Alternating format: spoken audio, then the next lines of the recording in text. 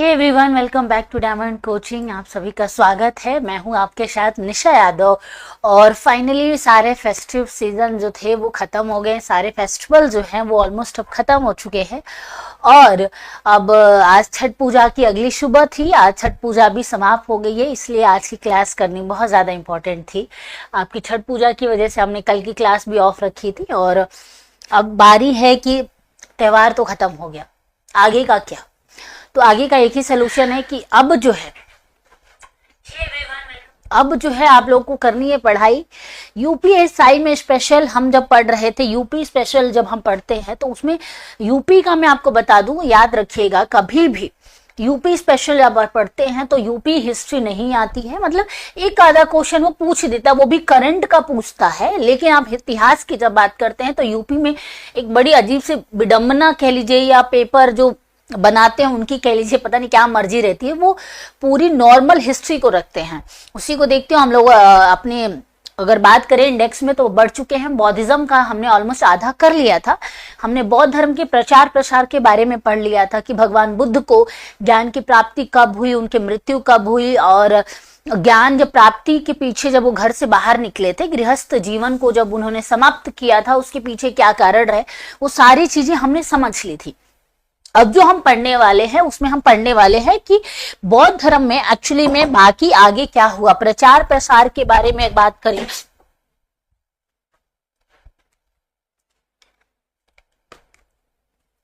प्रचार प्रसार के बारे में अगर हमसे बात की जाएगी कि प्रचार प्रसार कैसा रहा, साथ में ये भी अगर बात की जाएगी कि बौद्ध धर्म में कौन कौन सी कहते हैं ना संकलन है, संगीतियां किसने कौन कौन सी करवाई थी, पहली कब हुई थी, दूसरी कब हुई थी, तीसरी, आज हम वही पढ़ने वाले हैं। और साथ में आप देखेंगे तो मैंने जैन धर्म भी लिखा है, यानी हम जैन धर्म के बारे में भी आज की ही क्लास में खत्म करने वाले हैं। तो जो आज की हमारी हेडिंग होगी वो होगी बौद्ध धर्म की शिक्षाएं और उनके सिद्धांत क्या है, उनसे रिलेटेड आज हम पढ़ने वाले हैं। ठीक है, चलिए हेडिंग अपने डाल लीजिएगा, बौद्ध धर्म।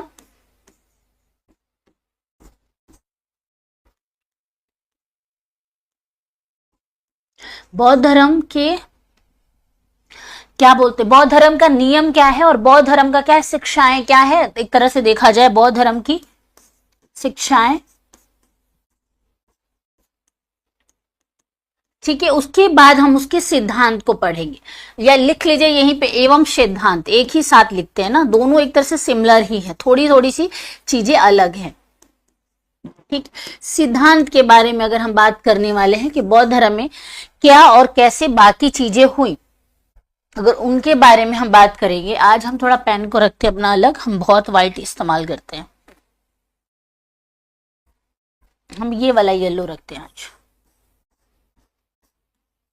ठीक है, बौद्ध धर्म की शिक्षाओं के बारे में बात की जाएगी तो आप सबको पता है कि बौद्ध धर्म जो था वो 6ठी शताब्दी का एक ऐसा दौर माना जाता है। 4ठी से 6ठी शताब्दी के बीच में भारत का इतिहास अगर देखा जाए तो ऐसा दौर माना जाता है कि एक शुरुआत जो है बहुत शांति से हुई, लेकिन उसका अंत जो था वो बहुत कह सकते हैं कि लोगों के बीच में अशांति फैल गई थी, लोग परेशान हो गए थे, जिसको देखते हुए 6ठी शताब्दी में एक नया दौर शुरू होता है।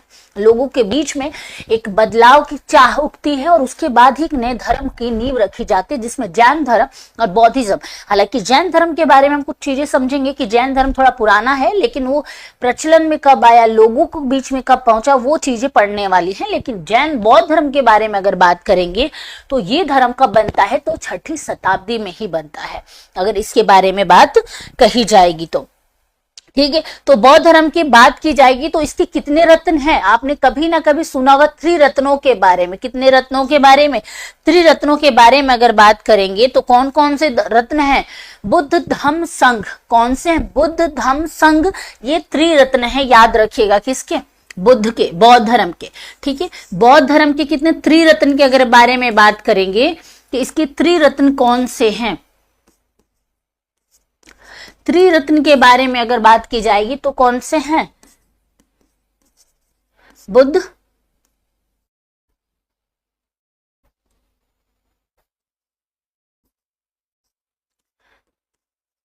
धम्म, संघ। संघ के बारे में, धम्म के बारे में आपने जब अशोक सम्राट के बारे में पढ़ा होगा तब आपको इसके बारे में जो है नॉलेज हो गई होगी। आपने कई बार संघ शब्द, धम्म शब्द आपको सुनने को मिलेगा जब आप अशोक सम्राट के बारे में पढ़ेंगे। तो बुद्ध धम्म संघ क्या है, ये त्रिरत्न है किसके, बौद्ध धर्म के। याद रखिएगा, त्रिरत्नों के बारे में कभी भी आपसे पूछेगा तो ये त्रिरत्न क्या है, बौद्ध धर्म के त्रिरत्नों में ये आ जाते हैं।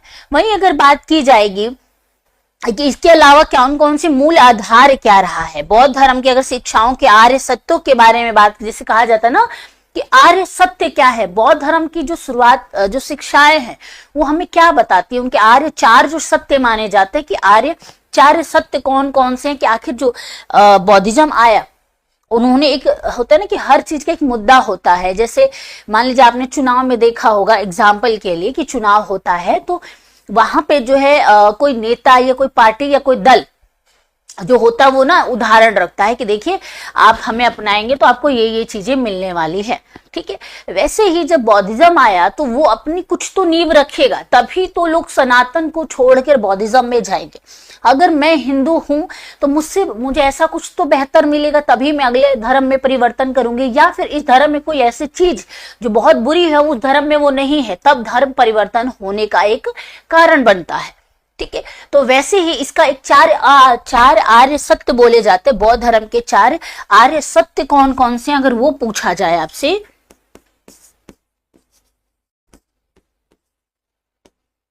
बौद्ध धर्म के चार, एक सेकेंड, हाँ,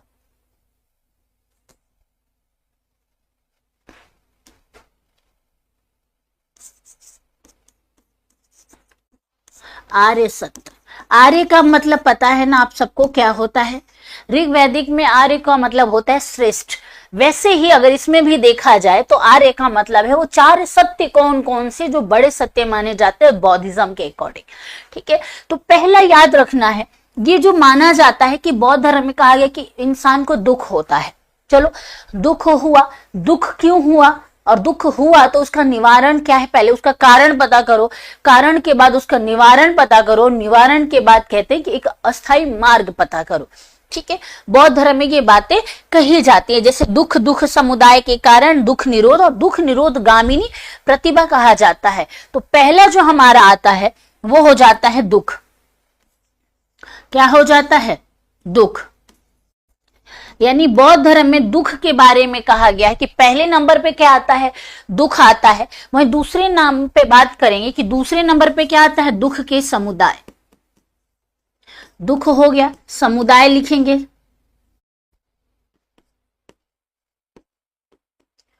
दुख समुदाय हो गया। उसके अलावा दुख समुदाय को और किस नाम से जाना जाता है, यानी समुदाय आपको समझ में नहीं आएगा तो इसको लिख लीजिए कारण। क्या कि आखिर मुझे दुख हुआ है तो उसके पीछे का कारण क्या है। फॉर एग्जाम्पल मैं आपको पढ़ा रही हूं तो हर इंसान बेहतर से बेहतरीन चाहता है। जैसे आप स्टूडेंट हैं तो आप चाहते कि मेरा सिलेक्शन हो जाए, एंड देन सिलेक्शन के बाद एक अच्छी नौकरी मिल गई, ठीक है। नौकरी मिलने के बाद आपकी डिमांड बढ़ेगी कि मेरे पास पैसा अच्छा होना चाहिए। पैसा जब हो जाएगा तो आपकी डिमांड होगी कि सामने वाले के पास रेंज रोवर है, मेरे पास अल्टो या कोई और वैगनार या ये एक्सेट्रा ये कार है, पर मुझे रेंज रोवर चाहिए। तो रेंज रोवर की कीमत आप सबको पता है कितनी हाई फाई मानी जाती है, रेंज रोवर या BMW, ये बहुत महंगी गाड़ियां हैं, ठीक है। और तो वो आपकी डिमांड हो, तो आपके मन में वो दुख आया। दुख क्यों आया, तो वो जो कारण था कि भाई फलाने व्यक्ति के पास ये गाड़ी थी, मेरे पास ये नहीं है। तो यहाँ पे इसी कारण के बारे में क्या है, हम बात कर रहे हैं कि कारण क्या है। इसको अभिलाषा भी कह सकते हैं। क्या कह सकते हैं, अभिलाषा, यानी चाहत होना, किसी चीज की चाहत होने को क्या कहते हैं, अभिलाषा कह लीजिए, लालच कह लीजिए, वो क्या आ जाएगा, इसी में आ जाएगा। वहीं तीसरे नंबर पे बात करेंगे कि दुख निरोध, यानी कंट्रोल योर इमोशंस। क्या, कंट्रोल योर इमोशंस की यहाँ पे बात हो रही है कि how can we control our emotions, ठीक है। तो यहाँ पे जो होगा वो ये होगा दुख निरोधन। कि क्या जो दुख हुआ है उसको कंट्रोल किया जा सकता है, यानी मेरे अंदर ये चाहत आ रही है कि मुझे ये गाड़ी चाहिए, तो क्या उसके अलावा मेरे पास ऑप्शन है? क्या मैं खुद को बता सकता हूँ कि हाँ मेरा बजट इतना है, मैं यही डिजर्व करता हूँ, मुझे उससे क्या मतलब, उसके पास रेंज रोवर है या कोई और गाड़ी है, कोई बात नहीं, मैं डिफेंडर में खुश हूँ। डिफेंडर भी बहुत महंगी आती है, बहुत महंगी आती है, ठीक है। और उससे भी अच्छी गाड़ी जो मुझे लगती है, मेरी फेवरेट है, रूबिकॉन। रूबिकॉन बहुत अच्छी गाड़ी है, वो उसकी कॉपी है थार। थार जो है रूबिकॉन की कॉपी है, जो 90 लाख से स्टार्टिंग होती है रूबिकॉन की, ठीक है। बट हम पहले थार खरीदेंगे, फिर रूबिकॉन खरीदेंगे। फ्यूचर प्लान ये भी क्या है, जो मैंने अभी बताया, ये मेरा फ्यूचर प्लान है।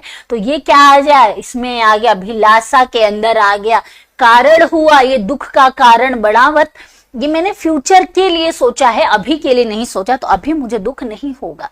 लेकिन एंड ऑफ द डे जब सिचुएशन ऐसी होगी तो एक चाहत बनती है, तो वो इसके अंदर में क्या है, आ जाता है, ठीक है।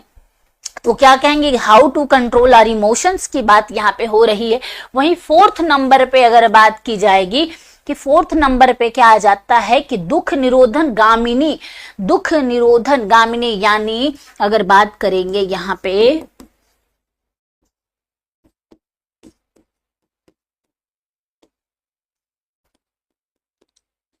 दुख निरोधन गामिनी का मतलब होता है मार्ग, यानी ठीक है, अभी इसका सलूशन क्या है, ये जो दुख हो रहे हैं इसका सलूशन क्या है।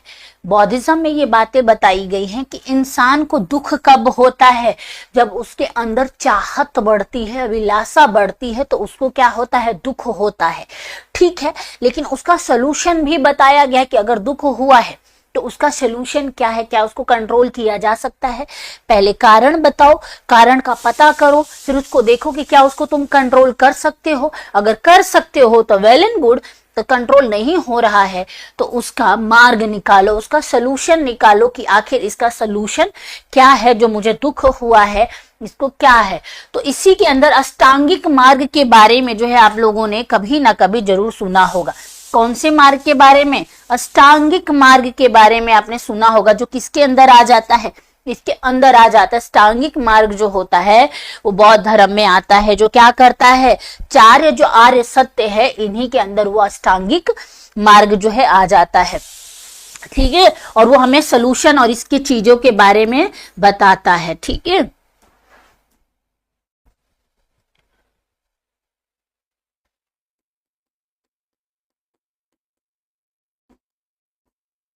यानी 8 प्रकार के यहाँ मार्गों के बारे में जो है बात कही गई है, ठीक है।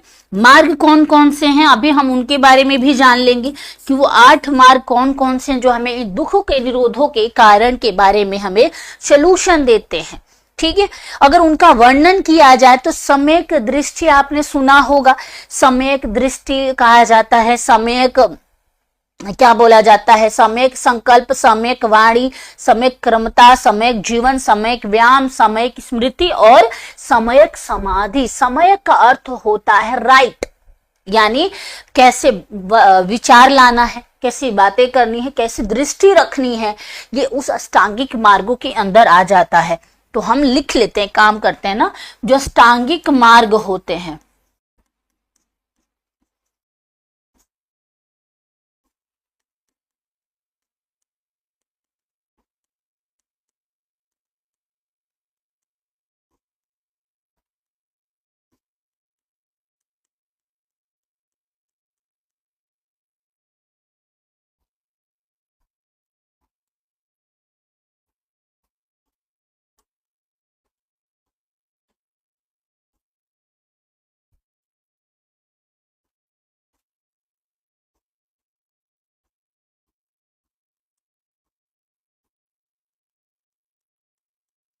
ठीक है, 4 अष्टांगिक मार्गों के बारे में अगर बात की जाएगी, 8 सॉरी, कि कौन कौन से 8 अष्टांगिक मार्ग है, तो समयक याद रखना है। समयक जो होगा ना वो सब में आएगा। क्या आएगा, समयक। समयक का अर्थ होता है राइट, क्या होता है? समय का अर्थ होता है राइट, यानी सही की यहाँ पे बात हो रही है। तो समयक दृष्टि यानी राइट, मतलब आपको कुछ भी जो देखना है वो अच्छा देखना है, नेगेटिव नहीं देखना है। ठीक है, तो पहले नंबर पे जो आता है समयक दृष्टि, दृष्टि आता है। ठीक है, समयक दृष्टि आता है। दूसरे नंबर पे जो आपको लिखना है समयक वाणी, तो समयक वाणी। समयक वाणी का मतलब क्या होता है? वाणी का मतलब होता है आप जो भी बोलो सोच समझ कर बोलो। क्या बोलो? समयक वाणी की जगह पे एक दृष्टि आया, संकल्प आना चाहिए ना, पहले तो संकल्प आएगा। मतलब टोटल 8 होते हैं। संकल्प आएगा। संकल्प का मतलब होता है आपके अंदर आने वाले जो थॉट्स हैं, आप जो भी प्रण लेते हो, जो भी आप बातें कहते हो, उनसे रिलेटेड यहाँ पे जो है बातें कही गई है। ठीक है,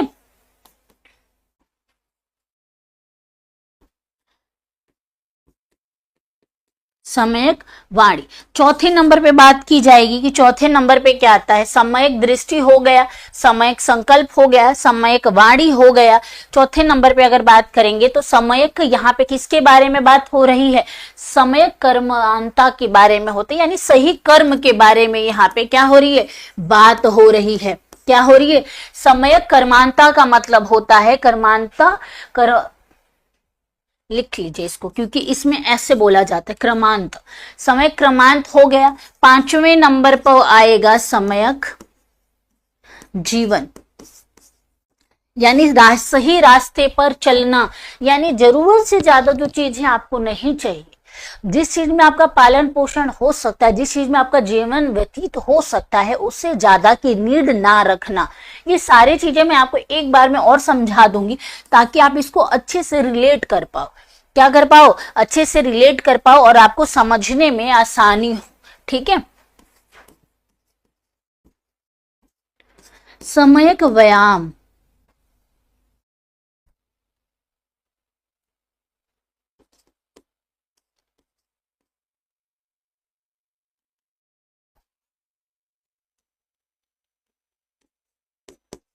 ठीक है, समयक व्यायाम के बारे में आ जाता है हमारा 7वें नंबर पे जो आ जाएगा। व्यायाम के बाद आ जाता है समयक स्मृति और समयक समाधि। स्मृति का मतलब होता है मेमोरी, समयक स्मृति का मतलब होता है कि कोई भी चीज जो आपको याद रखने में, स्मृति जो होती है मेमोरी को कहा जाता है, यानी याद रखने की जो क्षमता होती है उसको क्या कहा जाता है? समयक स्मृति कहा जाता है। ठीक है, और 8वें नंबर पे जो हमारा आ जाता है समयक समाधि। समाधि ये अंत है, यहाँ पे अंत है, यानी जो हमें 8 जो 4 सत्य थे जो हमें दुखों के कारण बताते हैं, अगर उनका निवारण करने की जब बात आएगी तो ये 8 प्रकार के क्या है? ये निवारण है। यानी अच्छी दृष्टि रखना। गांधी जी के आपने 3 बंदरों के बारे में सुना है ना, अच्छा देखो, अच्छा देखो, अच्छा बोलो और अच्छा सुनो। कहते बुरा मत देखो, बुरा मत सुनो, बुरा मत कहो।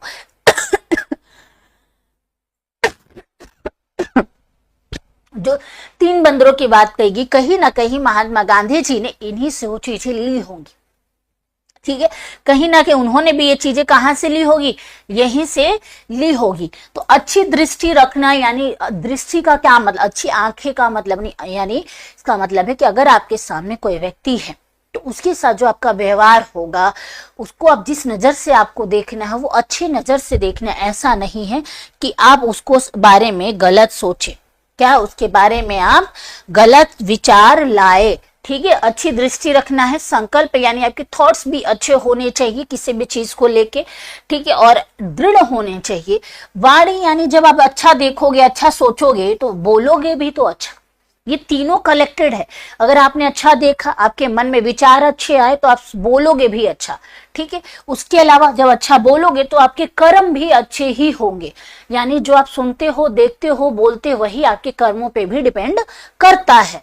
वहीं अगर बात करेंगे जब सब कुछ अच्छा होगा तो आपका जीवन भी क्या होगा, बिल्कुल संतुलित और अच्छा होगा। संतुलित और सादा जीवन जो होगा वो भी डिपेंड करता है। व्यायाम का यहाँ पे योगा से नहीं है, व्यायाम का मतलब है आपके जो जीवनी है, यानी जीवन की एक्टिविटी से रिलेटेड है कि आपका जीवन जो है किस आधार पे होना चाहिए। आप जो भी कार्य कर रहे हैं, वो व्यायाम कर रहे हैं, यानी वो एक्टिविटी कर रहे हैं, वो अच्छी होनी चाहिए। याददाश्त आपकी अच्छी होनी चाहिए, यहाँ पे लोगों को लेके आपकी स्मृतियां है वो अच्छी होनी चाहिए। साथ में अंतिम समय जब आ जाता है तो क्या है, समाधि की यहाँ पे जो बात कही गई है कि समाधि कैसी होनी चाहिए, ये भी जो है अच्छी होनी चाहिए। ठीक है, एक सेकेंड रुक जाइए जरा, वीडियो को शेयर कर दूं मैं।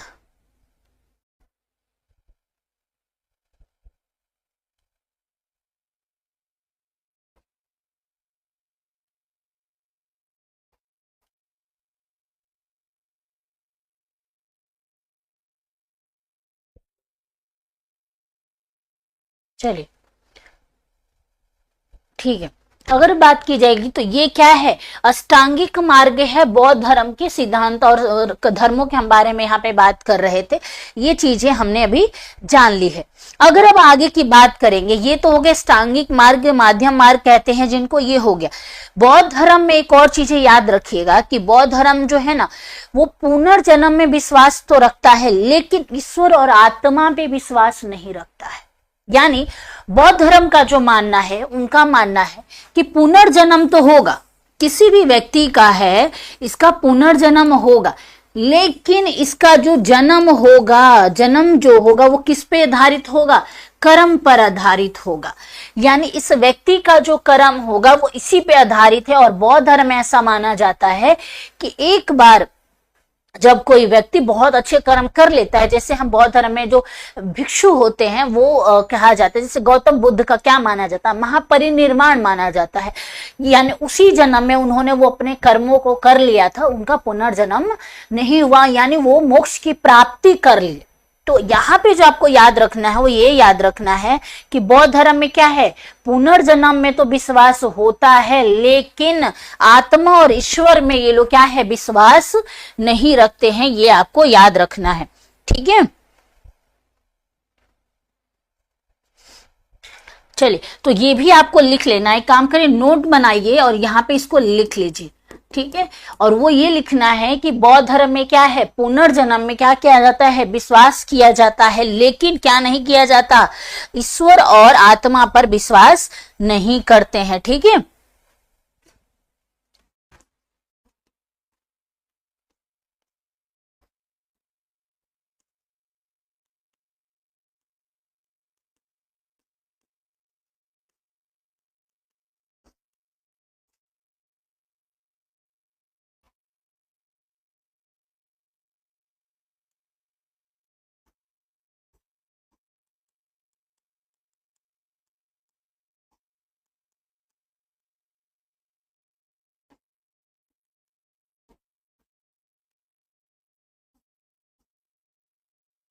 ईश्वर एवं आत्मा में क्या है, ये विश्वास नहीं करते हैं। यानी ये नहीं मानते कि आत्मा जो है वो क्या है, पुनर्जन्म लेती है। यानी शरीर का ये कहते हैं कि ठीक है पुनर्जन्म होगा, हमारा जो कर्म होगा वो क्या है, वो डिसाइड करेगा कि आपका जन्म कैसा होने वाला है, लेकिन वो ईश्वर को नहीं मानते। बौद्धिज्म, जिन बच्चे के कोई फ्रेंड मित्र, में हर बार कहती हूँ कि किन्हीं का मित्र अगर बौद्ध धर्म को मानता होगा उनसे पूछना, वो ईश्वर को नहीं मानते, इवन आत्मा को भी नहीं मानते। आत्मा इन द सेंस कि वो जादू टोना भूत पिशाच इन सब चीजों पे भी बिलीव नहीं करते। वो ये भी नहीं मानते हैं कि किसी का आत्मा जो है वो भटक रही होगी। ठीक है, तो ये इसका ध्यान रखिएगा। वो बौद्ध धर्म जो है, और इसका ठीक अपोजिट आपको जैन धर्म में मिलता है। जैन धर्म में बताया जाता है कि पुनर्जन्म भी नहीं होता है, जो ये कर्म होता है यही जन्म जो है वो डिसाइड करता है कि आपको मोक्ष की प्राप्ति हुई है या नहीं हुई है। यानी आप जब जैसे आप जैन धर्म को जो अपनाते हैं वो उनको पता होता है कि यही जन्म है, वही आखिरी है, अगला जन्म जैसी कोई चीज नहीं होती है और किसी ने नहीं देखा है। और कुछ हद तक ये बात मैं भी बिलीव करती हूँ। मेरे एक दोस्त ने बहुत अच्छी एक बार मुझसे लाइन कही थी और उसने ये बात कही थी कि और ये बात उसने तब कही थी जब हम ऑटो में बैठ के घूम रहे थे, मजाक में, मजे मजे में उसने ये बात कही थी और वो बात मुझे अभी तक मुझे रियलाइज होती है। और उसने ये बात कही थी कि याद रखना, जिंदा कोई गया नहीं और मरने के बाद कोई आया नहीं, तो आत्मा, नर्क और स्वर्ग जैसी कोई तीनों जैसी चीज होती ही नहीं है। क्योंकि जिंदा आप स्वर्ग या नर्क नहीं देख सकते, तो आपको कैसे पता कि स्वर्ग या नर्क होता है। और मरने के बाद कोई आकर हमें ये बताया ही नहीं कि नर्क और स्वर्ग होता है। ठीक है, तो ऐसी कोई चीज होती ही नहीं है, ये एक मिथ है और कह सकते हैं कि ये लोगों के द्वारा बनाई गई कुछ चीजें हैं। और देखिए, और मैं ये नहीं कह रही हूँ कि गलत बनाई गई, देखिए हर चीज के पीछे एक लॉजिक है। हमारे धर्म में बहुत सारी चीजें बताई गई, उनके पीछे एक अपना रीजन है और अगर आप उनको तोड़ोगे ना तो आपको बहुत कुछ जानने को मिलेगा, ऐसा मुझे लगता है। फॉर एग्जाम्पल बहुत कॉमन सी चीज मैं बताती हूँ। बहुत बच्चे जो घर पे रहते होंगे उनको पता होगा कि हमारे घर में एक कहावत कहती है, मम्मियां कहती हैं कि सूरज डूब गया है, शाम हो गई, घर में झाड़ू मत लगाना, कहते हैं। दूसरी चीज कहते हैं कि सूरज डूबने के बाद यानी 6 बजे के बाद आपको सोना नहीं चाहिए, ये भी कहते हैं। पर इसके पीछे लॉजिक क्या है? देखिए, सोने वाली जो बात है उसके पीछे साइंटिफिक अपना रीजन है, आप वो सर्च करेंगे आपको पता चल जाएगा। लेकिन झाड़ू न लगाने वाले के पीछे क्या रीजन है? मम्मी कहती है कि झाड़ू मत लगाओ, सूरज डूब गया है, लक्ष्मी का आगमन हो गया है, ये बात कही जाती है। आपने सोचा है कि ये जब शुरू हुआ होगा इसके पीछे क्या कारण दिया गया होगा? इसके पीछे जो कारण रहा होगा वो ये रहा होगा कि उस दौर में बिजली नहीं हुआ करती थी, लोगों के पास लिमिटेड साधन थे, उनमें अपना गुजारा बसारा करना था। तो लोगों ने सोचा कि अगर जैसे बहुत कीमती सामान है घर में गिर गया है, आपने अंधेरे में झाड़ू मार के वो कूड़ा बाहर फेंक दिया, तो वो कीमती सामान भी घर से बाहर चला गया। ठीक है, तो उससे बचने के लिए लोगों ने एक डर को पैदा करा, एक अच्छी चीज और एक बुरी चीज को मिक्सअप किया और बोला कि नहीं करना है क्योंकि सूरज डूब गया है। तब से ये लोग झाड़ू नहीं मारते हैं। इसका तोड़ भी निकला, इसका तोड़ ये निकाला गया कि ठीक है आप झाड़ू मार रहे हो लेकिन कूड़ा बाहर नहीं फेंकना है, कूड़ा को पन्नी में करके या कॉर्नर में कहीं कोने में घर के रख दो, उसको हम लोग कल फेंक देंगे, सुबह फेंक देंगे। और मैंने देखा है कि जब सुबह होती है मम्मी फिर उस कूड़े में ऐसे चेक करती है कि कुछ कीमती सामान तो नहीं है। ठीक है, ये मैंने जब मैं गांव पे रहती थी तब मैंने देखा था। और इवन अभी भी मम्मी का ये तोड़ होता है कि ठीक है झाड़ू लगा रही हो लगा लो अपनी मर्जी से, लेकिन कूड़ा मत फेंकना। ठीक है, तो उनको हम नहीं समझा सकते, उनका वो परवरिश वैसी हुई, लेकिन ये बात हम समझ सकते कि इसके पीछे लॉजिक क्या रहा है। और ऐसे बहुत सारे मैं आपको उदाहरण दे दूंगी, कभी मौका मिला तो, बहुत सारे हैं। और हमारे धर्म में जो पुरानी चीजें चली उसका एक प्रचलन जो चला उसके पीछे अपना एक कारण था। शुरुआत अच्छे के लिए हुई थी, बादों में लोगों ने अपने हिसाब से तोड़ मोड़ कर बना दिया है। जैसे मुझे अभी मैं बताती हूँ इंसिडेंट, बहुत कॉमन सा आपको पता होगा। मेरी जो कुछ एक मित्र थी वो मेरे साथ रहती थी रूम में, तो वो बोलती थी कि कहीं बाहर जाते हैं तो मीठा खा के नहीं जाते, उसके अकॉर्डिंग मीठा खा के नहीं जाते हैं। वो उत्तर प्रदेश की ही है, पश्चिमी उत्तर प्रदेश की है, उसके अकॉर्डिंग ये था। लेकिन आप पूर्वांचल और बिहार, झारखंड, उत्तर प्रदेश की जब इस कॉर्नर पे आएंगे या किसी हद तक वो अन्य भी राज्यों में आएंगे, वहां पे बताया जाता है कि शुभ काम से पहले मीठा खा के जाओ। क्या? मीठा खा के जाओ। मतलब दही चीनी का हमारे यहाँ सेवन करवाया जाता है, दही चीनी खिलाई जाती है मीठे के रूप में ताकि काम अच्छा हो। अब देखो यहाँ पे ये लॉजिक देता है, वहां पे ये लॉजिक क्यों? लोगों के अकॉर्डिंग। तो वो मेरे को जब भी मैं क्लास के लिए यहाँ के लिए भी आती थी पहले, अब तो वो नहीं रहती, तो वो क्या करती थी, मैं मेरी आदत है मैं मीठा बहुत पसंद, तो मैं मीठा खा के चली जाती, वो रोक के मेरे को नमक खिलाती थी कि नहीं नहीं मीठा खा के नहीं जाना ये वो। हालांकि मैं इन चीजों पर बिलीव नहीं करती हूँ। तो ये अलग अलग मिथ है और ये अलग अलग चीजें चलती रहती हैं। हमारा काम है पढ़ना और आपको बताना। ठीक है, तो इन चीजों का हर चीज का एक तोड़ होता है, उस तोड़ को निकालो और फिर उस पर बात करो। ठीक है, और पुरानी चीजें हुई हैं उसके पीछे अपना एक कारण है, ऐसे ही कोई भी चीजें नहीं हो जाती है। ठीक है, बड़े बुजुर्गों ने कोई चीजें हमें बताई तो उनका अपना कारण था, लेकिन समय के साथ उसको बदलना पड़ता है, उसको फॉलो अप नहीं किया जाता है। बहुत सारे मिथ हैं हमारे देश में, कुछ ज्यादा ही मिथ है भाई, बहुत ज्यादा मिथ है। खैर, ये होगी बौद्धिज्म की बात है कि बौद्धिज्म में मिथ को भी नहीं माना जाता। मैं आपको बता दूं कि बौद्ध धर्म इतना सिंपल और सरल धर्म है। सबसे सिंपल अगर कोई धर्म आपसे पूछेगा तो वो बौद्धिज्म है। इसमें आपको कुछ नहीं करना, आपको जाना है, बौद्ध धर्म अपनाना है और आपका मन है तो महीने में, हफ्ते में, जहाँ पे भी बौद्धिज्म का जो होता है संघ वगैरह, वहां जाइए, समिति में जाइए, आनंद लीजिए। वहां पे भजन कीर्तन भगवान बुद्ध की होती है और साथ में भीमराव अंबेडकर बाबा साहेब की होती है, क्योंकि ये समाज के लोग हैं जो बाबा साहेब को बहुत पूजनीय मानते हैं और मानना भी चाहिए। हम एक दिन बाबा साहेब पे बात करेंगे, हालांकि मैंने बता रखा है ऑलरेडी, बट हम बात करेंगे। तो वो लोग मानते हैं और इसमें कुछ भी नहीं करना होता, कोई कर्म कांड नहीं होता है, इनके नॉन वेज वेज ये सबसे कोई बिलीव नहीं करता है। सावन बोले, नवरात्रे बोले, दिवाली बोले, इन सब पे इनको कोई मतलब नहीं है। इवन कोई त्योहार भी नहीं मनाते, हाँ खुशी से मना रहे हो अलग बात है, ठीक है। अब बारी आती है, ये तो चलो हो गया, हमें आगे पढ़ना है बौद्ध धर्म के बारे में। आर्य सत्य हमने कर लिया, अब बौद्ध धर्म की कुछ समितियों के बारे में भी हम जानेंगे और साथ में ये भी कि जो बौद्ध धर्म के 3 संहिता क्या है। संहिता आपने सुना होगा कि बौद्ध धर्म क्या साहित्य है 3 प्रकार के, सूत पिटक, विनय पिटक और अभिधम्म पिटक। त्रिपिटकों के बारे में आपने कभी ना कभी बौद्ध धर्म जब आप पढ़ते हैं तो आपने सुना होगा कि बौद्ध धर्म में 3 प्रकार के क्या है, बौद्ध धर्म में 3 प्रकार के त्रिपिटक है।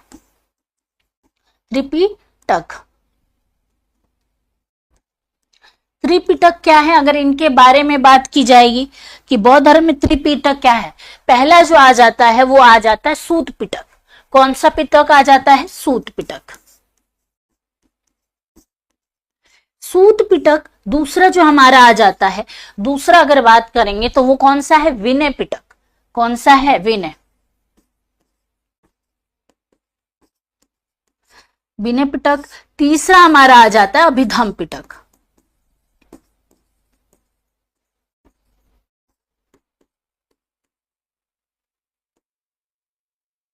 अब आपके मन में सवाल होगा कि मैम इनके बारे में थोड़ा सा हमें बता दीजिए कि एक्चुअली में ये क्या होते हैं। अगर इनके बारे में बात कही जाएगी कि ये तीनों पिटक किस कैटेगरी में आ जाते हैं और इनका क्या मतलब है। सूत पिटक के बारे में अगर बात की जाएगी कि सूत पिटक क्या होता है, तो बुद्ध के उपदेशों का संकलन है। क्या है? भगवान बुद्ध ने जो उपदेश दिए थे, बुद्ध के उपदेशों का संकलन है। क्या है?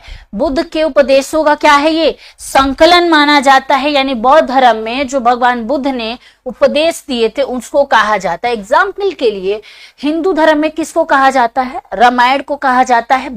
श्रीमती भगवत गीता सबसे पवित्र ग्रंथ माने जाते हैं। वैसे ही ये भी कुछ है कि भगवान बुद्ध ने जो जो ज्ञान दिए, जो जो उपदेश दिए कि क्या करना चाहिए, क्या नहीं करना चाहिए, कैसे रहना चाहिए, वो सारे का संकलन किसमें है?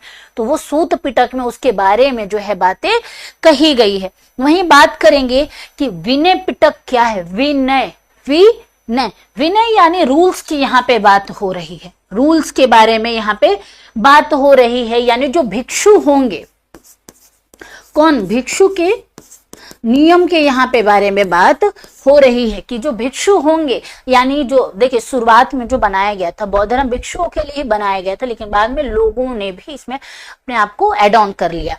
ठीक है, तो जो भिक्षु होंगे या जो लोग होंगे जो अनुयायी हैं बौद्ध धर्म के, वो अनुयायियों के लिए क्या है? ये रूल्स बनाए गए हैं। बौद्ध धर्म में क्या बनाया है? रूल बनाया गया है कि आपको कैसे इसको फॉलो करना है, क्या क्या चीजें करनी है और क्या क्या चीजें जो है वो नहीं करनी है। ठीक है, वहीं अगर बात की जाएंगी कि इसमें और क्या है, अभिधम्म पिटक के बारे में बात करेंगे तो ये धम्म से संबंधित धार्मिक विवेचना के बारे में यहाँ पे बात कही गई है। तो यहाँ पे धम्म के बारे में बात कही गई है, यानी कर्म कांड से जो रिलेटेड है। कह लीजिए कि अभिधम्म में ऐसी बातें कही गई है कि ये तो उपदेश हो गया, ये रूल्स हो गया, ये जो है एक जीवन व्यतीत करने के लिए नियमन कानून जो आ जाते हैं ये भिक्षु के लिए है।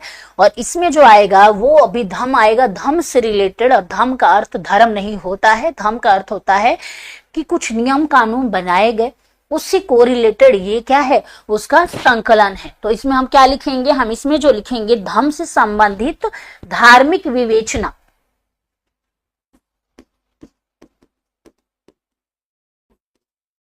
संबंधित धार्मिक विवेचना।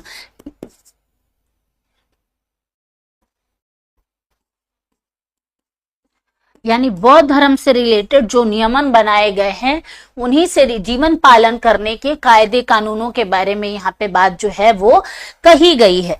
ठीक है, और याद रखिएगा बौद्ध धर्म में पहला जो उपदेश भगवान बुद्ध ने जो उपदेश दिया था वो किस भाषा में दिया था, मैंने आपको पहले भी बताया है, पाली भाषा में दिया था। किस भाषा में दिया था, तो पाली भाषा में भगवान बुद्ध ने बौद्ध धर्म का उपदेश दिया था। तो आरंभिक भाषा कौन सी थी, तीन साहित्यों के बारे में जो बात कही जाती है ये कौन सी भाषा में आएंगी, तो यहाँ पे आपको याद रखना है कि उपदेश किस में दिए गए थे, उपदेश पाली भाषा में।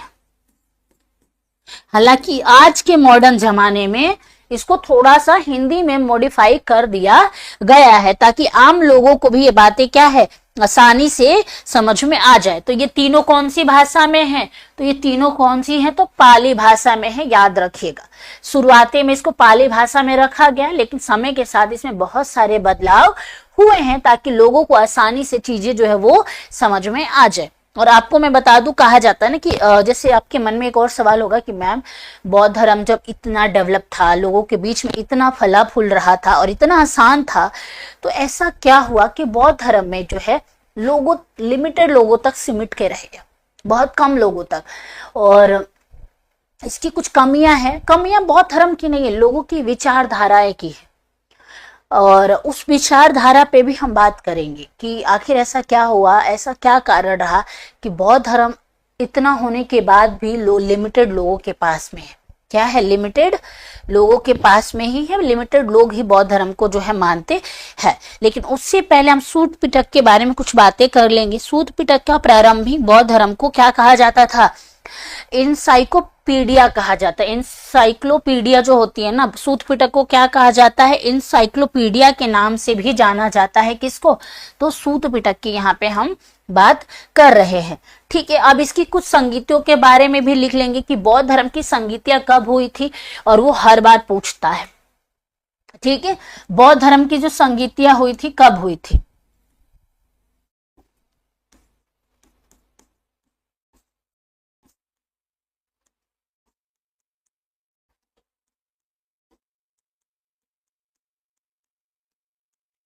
संगीति के बारे में बात करेंगे तो कितनी बार हुई हैं, 4 बार।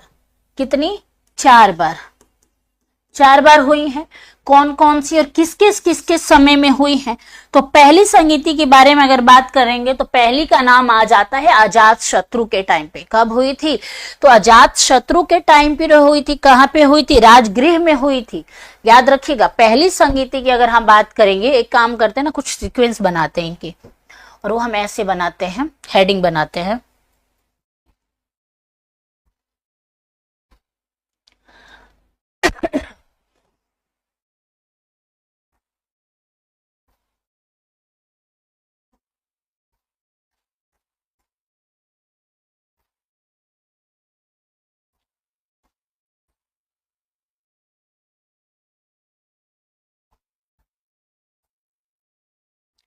ठीक है,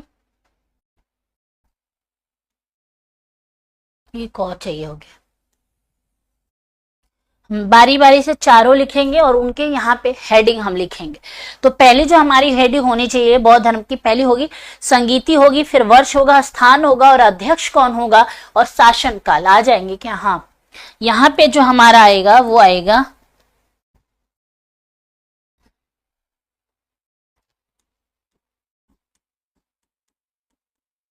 संगीति हो गई। दूसरे नंबर पे जो हमारा आता है वो आता है वर्ष, कौन से वर्ष में हुई। ठीक है, वर्ष हो गया। उसके अलावा यहाँ पे जो एक और लाइन होनी चाहिए, लाइन कम पड़ रही है। ठीक, वह संगीति हो गई, उसके अलावा वर्ष हो गया। वहीं बात करेंगे स्थान और अध्यक्ष और किसके शासन काल में हुई। तो यहां लिखना है आपको स्थान, अध्यक्ष, अध्यक्ष हो गया, और शासक कौन था, किसके शासन में हुई। ये चारों हैं, अपने आप में बहुत इंपॉर्टेंट है। ये हर बार एक ना एक एग्जाम में पूछता है, और मैं आपको बता दूं ये सीधा नहीं पूछता।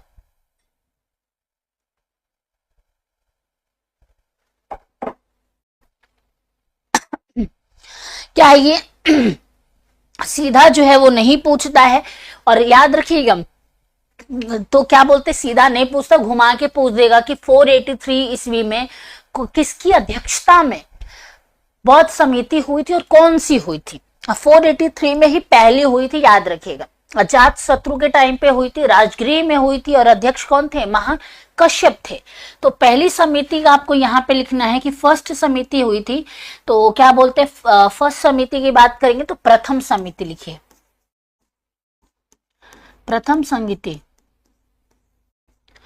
एक तरह से मीटिंग समझ लीजिए, मीटिंग। पहली समिति हुई थी और वर्ष कौन सा था, 483 ईस्वी में, ईसा पूर्व। जब हम उसके बारे में पढ़ेंगे, अजात शत्रु के बारे में पढ़ेंगे, तब हम इसके बारे में अच्छे से समझेंगे। स्थान कौन सा था, तो स्थान था राजगृह। राजगृह, अध्यक्ष कौन थे, महाकश्यप। महाकश्यप, राजा कौन था, अजात शत्रु। अजात शत्रु भगवान बुद्ध का सबसे बड़ा अनुयायी माना जाता है।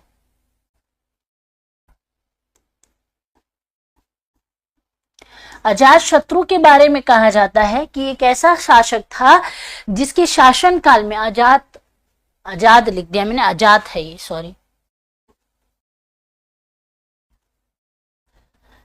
ये शत्रुओं का जमीन से निवारण कर देता था, मतलब खत्म कर देता था, अजात शत्रु। ठीक है, तो किसने प्रथम समिति करवाई थी, तो प्रथम समिति करवाई थी अजात शत्रु ने। कब करवाई थी, 483 ईसा पूर्व में करवाई थी प्रथम, और राजगृह में हुई थी, महाकश्यप की अध्यक्षता में हुई थी। ठीक है, दूसरी सबकामी के अध्यक्षता में हुई थी, किसकी, सबकामी की अध्यक्षता में होती है कालाशोक के टाइम पे। कालाशोक के बारे में भी हम पढ़ेंगे। कालाशोक के टाइम पे कौन सी हुई थी, दूसरी हुई थी। तो यहाँ पे जो आपको याद रखना है, द्वितीय। कौन सी याद रखना है, तो आपको याद रखना है द्वितीय। द्वितीय के बारे में अगर बात करेंगे तो द्वितीय कब हुई थी, तो ये ठीक इसके 100 साल बाद होती है। कितने बाद, साल बाद, तो ठीक 100 साल बाद होती है, यानी 383 ईसा पूर्व में। यानी दूसरी समिति होने में 100 साल का जो है गैप आ जाता है। और ये कहाँ पे हुई थी, अगर इसके बारे में बात करेंगे तो ये होती है वैशाली में। कहाँ पर होती है, वैशाली में होती है। ठीक है,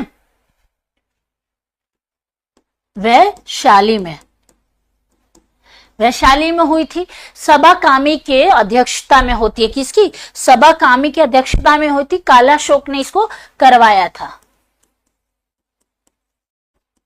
कामी के टाइम पे होती है, कालाशोक लिखिए। कालाशोक के बारे में इसका नाम काला इसलिए पड़ा, कहा जाता है बहुत काला था, बहुत बहुत काला था, मतलब इन अ फन वे में बता रही हूँ, बहुत काला ऐसा कहा जाता है, जिसको देख के उसका नाम पड़ा। हालांकि ये अपने आप में जब आप वरुण ग्रंथ पढ़ेंगे, वरुण पुराण पढ़ेंगे, या फिर 2-4 ग्रंथ है वरुण ग्रंथ में, या फिर वायु पुराण कहते हैं ना उसको, वो जब आप पढ़ेंगे तो उसमें इसके बारे में आपको पता चलेगा।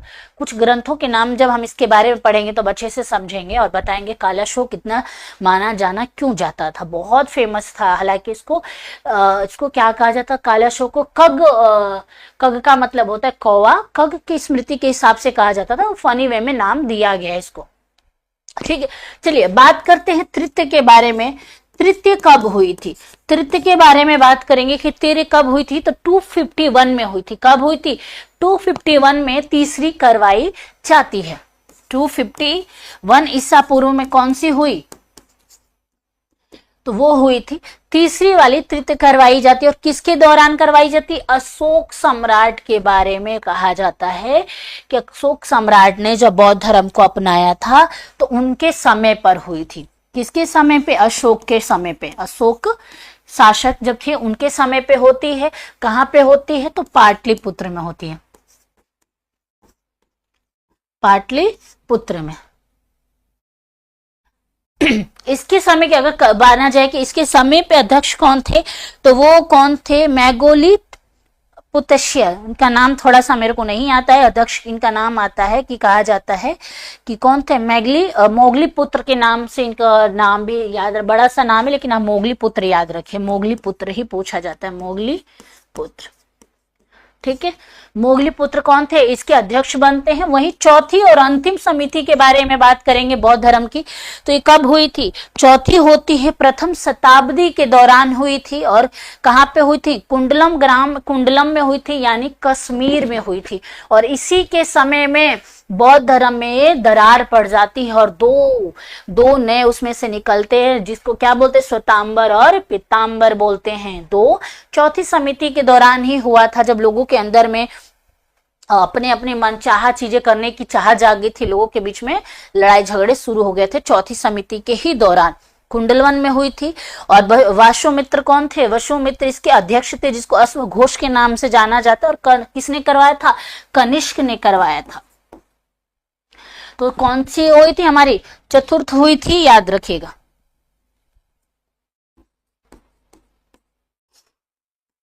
ठीक है, चौथी कब हुई थी, तो चौथी हमारी होती है प्रथम शताब्दी में।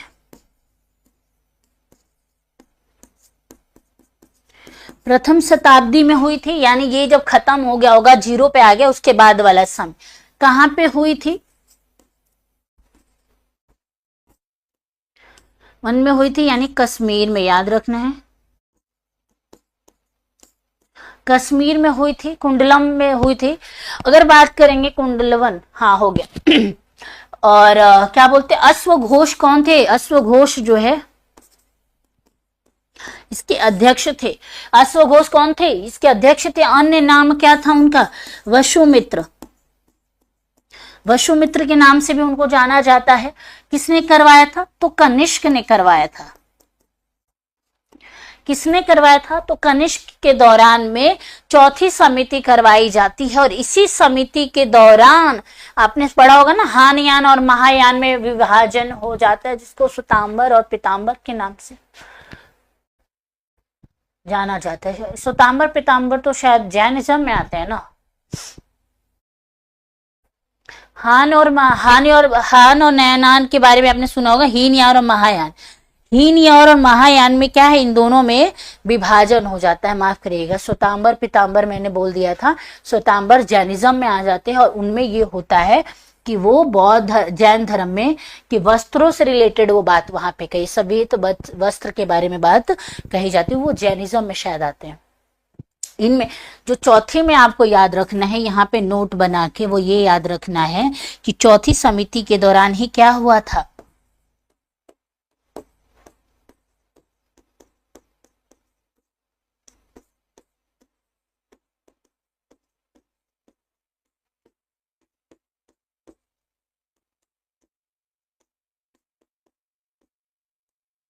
बौद्ध धर्म में क्या हुआ था कि दो संप्रदायों में जो है ये बट जाता है। बौद्ध धर्म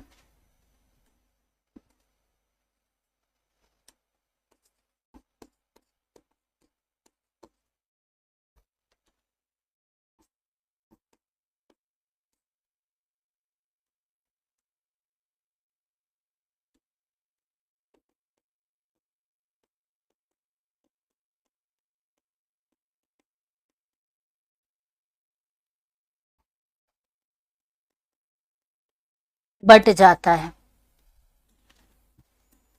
ठीक है, किसमें, तो पहले जो नाम आता है हीनयान का, हीनयान एवं महायान दूसरे पे।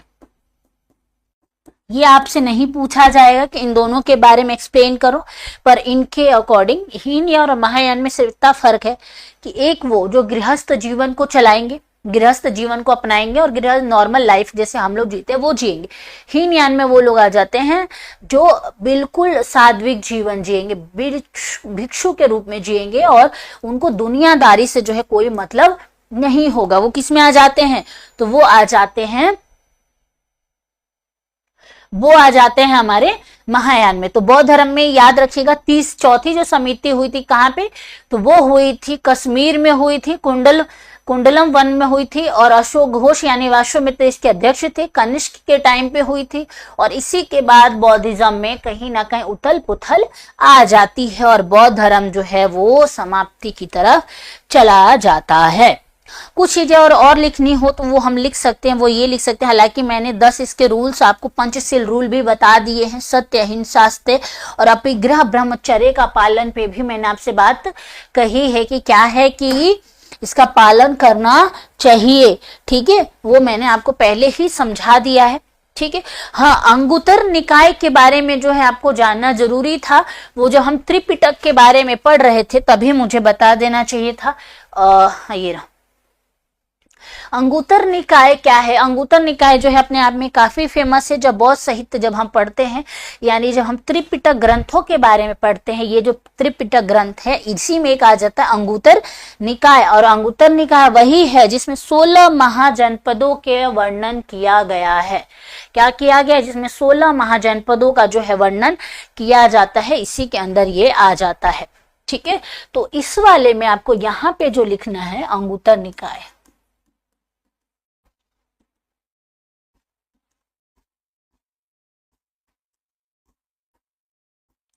अंगुत्तर निकाय लिख लिया और इसमें जो आपको लिखना है कि इसमें क्या है, 16 महाजनपदों का वर्णन है।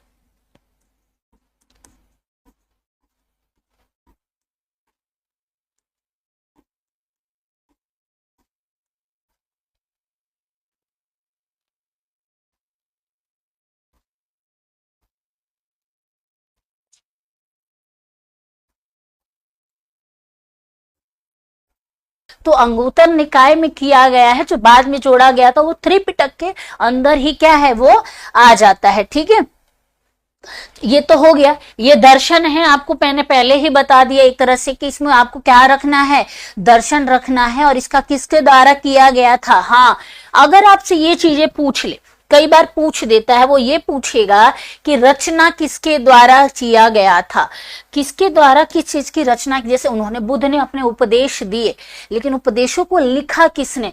तो इनका प्रिय शिष्य कौन था? आनंद थे। कौन थे? आनंद थे। कौन थे? आनंद ने क्या किया था? तो आनंद ने किया था कि बुद्ध के जो उपदेश होंगे उनको लिखेंगे, आनंद द्वारा, ये रखिएगा। और ये वाला जो तीसरा है जिसको क्या नाम से जानते हैं, अन्य नाम है दर्शन, इसमें ये किसके द्वारा लिखा गया था? तो इसके बारे में जो बात कही जाती है मोगली पुत्र के बारे में, मोगली पुत्र, ये आपको याद रखना है। मोगली पुत्र द्वारा, जिनका अभी हमने पीछे पढ़ा था, क्या पढ़ा था मोगली पुत्र से रिलेटेड क्या था? तो वो था ये वाला तीसरा वाले में मोगली पुत्र, यानी यहाँ पे बात हो रही है जो अध्यक्ष थे जिनके अशोक सम्राट के समय में बात कही जाती है। अभिधम किससे रिलेटेड है? तो मोगली पुत्र के द्वारा जो है ये लिखा गया था। मोगली पुत्र त्रिश्रस कहा जाता था, इनका पूरा नाम जो है वो है। ठीक है, वही दूसरे वाले की अगर बात करेंगे तो उपाली के द्वारा, किसके द्वारा? उपाली के द्वारा, उपाली द्वारा। ठीक है, इनकी क्या है, ये रचनाएं हैं जिनके जिनके द्वारा इसको लिखा गया, वो उनका यहाँ पे नाम है जो आपको पता होना चाहिए, जो कई बार क्या है पूछ देता है। ठीक है, 16 महाजनपदों के बारे में भी अगर आपसे कभी भी पूछेगा भविष्य में तो आपको याद रखना है अंगुत्तर निकाय जो त्रिपिटक का ही एक पार्ट है, उसमें इसके बारे में जो है वर्णन किया गया है। ठीक है,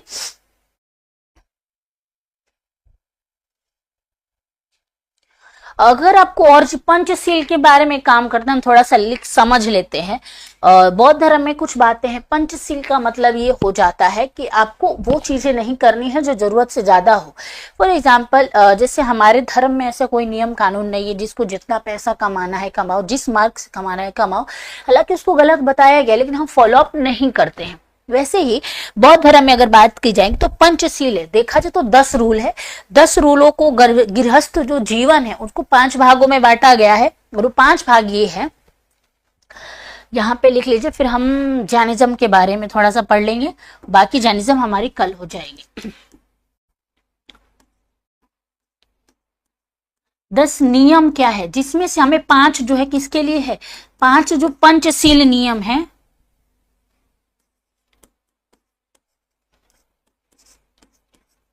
नियम जो ये किस लिए है, गृहस्थ जीवन के लिए।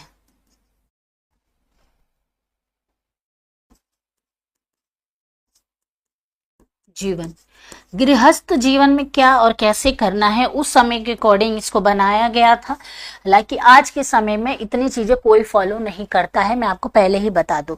यानी सत्य, अहिंसा, असत्य जिसको बोला जाता है, यानी चोरी नहीं करना, आस्तेय और अपरिग्रह और ब्रह्मचर्य क्या है, पंचशील यानी 5 यहाँ पे बात हो रही है। तो जो पहला आपको याद रखना है वो ये याद रखना है कि क्या है कि हमें क्या करना है, सत्य के मार्ग पे चलना है, यानी सत्य। दूसरा जो आएगा अहिंसा, अहिंसा देखिए हर धर्म में है, अहिंसा की यहाँ पे बात हो रही है। तीसरे नंबर पे जो आएगा अस्तेय, ठीक है। चौथे नंबर पे जो आ जाता है ये, हाँ ये तीसरा है, ठीक है। अस्तेय के बारे में अगर तीसरे नंबर पे बात करेंगे कि तीसरे नंबर पे क्या आ जाता है, तो उसमें आ जाता है अपरिग्रह यानी धन संचय ना करना, और पांचवें नंबर पे आ जाता है ब्रह्मचर्य, ठीक है। पांचवें नंबर पे क्या आ जाता है, ग्रह। परिग्रह का मतलब होता है कि धन संचय, अपरिग्रह।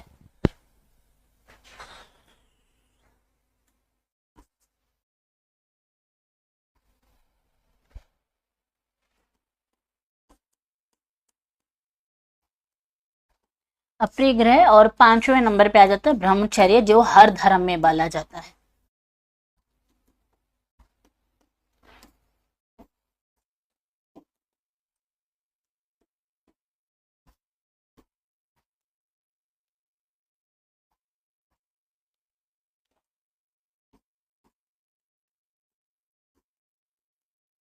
पांचवें नंबर पे क्या आ गया, ब्रह्मचर्य। अब इनको थोड़ा सा हम समझते हैं।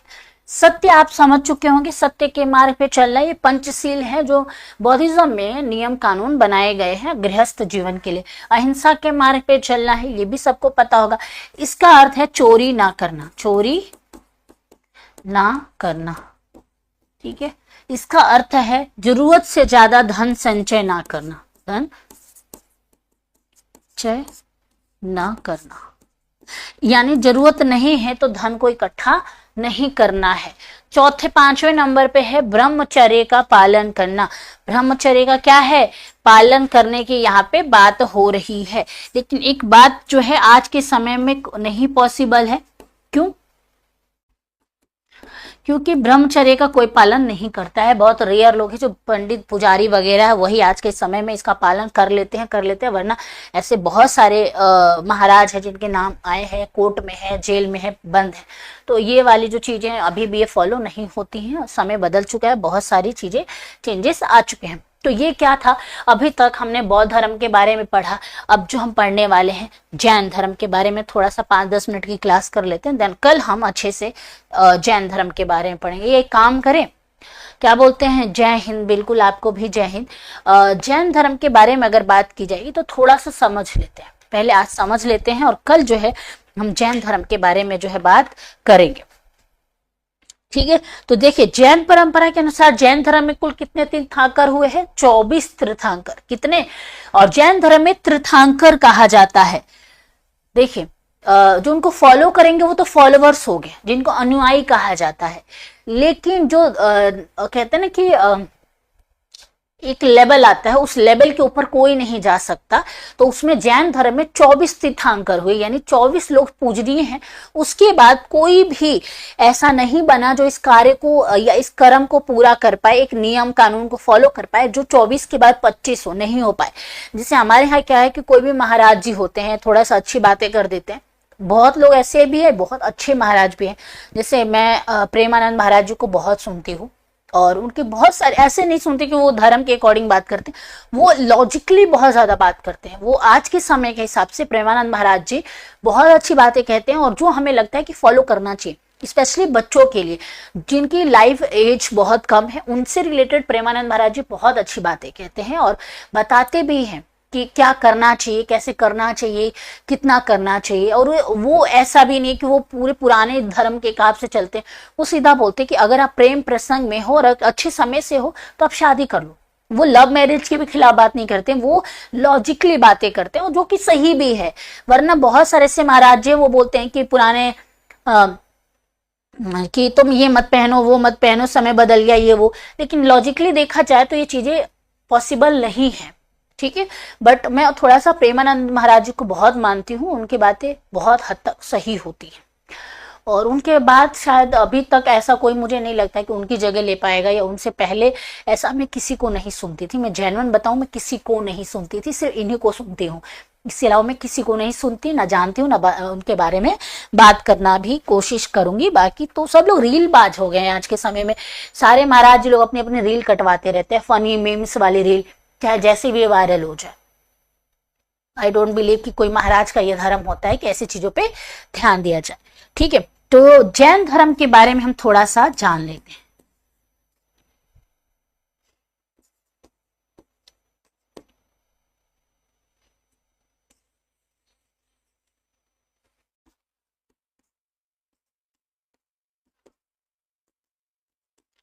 एक से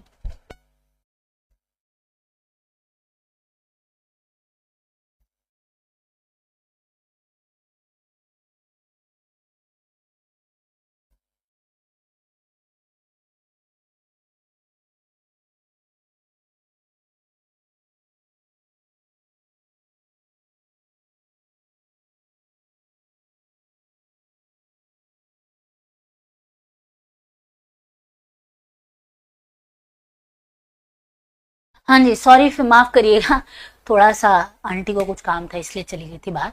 हम बात क्या कर रहे थे, जैन धर्म के बारे में। दुनिया का सबसे टफ, सबसे डिफिकल्ट कोई धर्म है तो वो है जैन धर्म। जैन धर्म के अलावा मुझे ऐसा नहीं लगता कोई ऐसा धर्म है जो बहुत मुश्किल है, कोई भी नहीं। और सबसे मुश्किल इस धर्म का जो माना जाता है, अंतिम समय जब आप जीवन को त्याग रहे हो, मतलब आपको पता है कि मौत है सामने और आपको उसको अपनाना है, और इसकी कोई उम्र नहीं है। अगर आपने एक न्यूज पढ़ा होगा कुछ समय पहले ही, 2-2.5 महीने पहले एक न्यूज बहुत वायरल हुई थी कि 5 साल की लड़की थी या 3 साल की बेटी थी, उसको कुछ ब्रेन से रिलेटेड बीमारी हो गई थी, और उसमें ये बोला गया था कि डॉक्टर ने ये बोला था कि इसका इलाज है, लेकिन मे बी बचे ना बचे, बहुत टाइम लगेगा और कॉस्टली बहुत ज्यादा था। ऐसा नहीं है उनके पेरेंट्स ने इलाज नहीं करवाया था, बच्ची के पेरेंट्स ने इलाज करवाया था, लेकिन वो देखा जाए चूंकि वो बौद्ध जैन धर्म को मानते थे इसलिए उनपे एफआईआर नहीं हुई, हालांकि लोगों ने क्रिटिसाइज किया था। लेकिन हमारा जो संविधान है वो ये कहता है कि हम किसी के धार्मिक मामलों में, आज धार्मिक मामलों में टिप्पणी नहीं कर सकते। वैसे ही इसमें हुआ कि वो बच्ची को क्या संलेखन विधि के द्वारा उसके प्राण को त्याग दिए गए, खत्म कर दिया गया। 3 साल की शायद बच्ची थी वो, और उसमें वायरल हुई थी तो माँ बाप के ऊपर बहुत क्लेम आए थे, बहुत लोगों ने, और चाइल्ड हेल्थ केयर वाले जो होते हैं वो लोगों ने, बहुत जो राइट्स के बारे में बात करते वो लोग बहुत आए थे, बहुत सारी चीजें हुई थी। लेकिन चूंकि धार्मिक मामला था तो इसको नहीं कर दिया गया और इसको छोड़ दिया गया। ठीक है, तो जैन धर्म के बारे में अगर हम थोड़ी सी आज स्टोरी जान लेते हैं, और कल हम जैन धर्म के बारे में बात करेंगे। तो इसमें कितने हुए, 24 तीर्थंकर हुए। आपने कभी सोचा है तीर्थंकर 24 ही क्यों हुए? जबकि जैन धर्म देखा जाए तो बौद्ध धर्म से पुराना है, लेकिन जैन धर्म प्रचलन में कब आया? 6ठी शताब्दी के दौरान आया। यानी जब महावीर स्वामी जब थे उनके समय में जैन धर्म जो है आम लोगों के बीच में फला फूला। उससे पहले जो 23 तीर्थंकर थे वो जंगलों में रहते थे, अपने हिसाब से अपने अपने समय पे वो जंगल में रहे अपने अपने, ठीक है, कि बहुत टफ माना जाता था, और ये अभी भी है।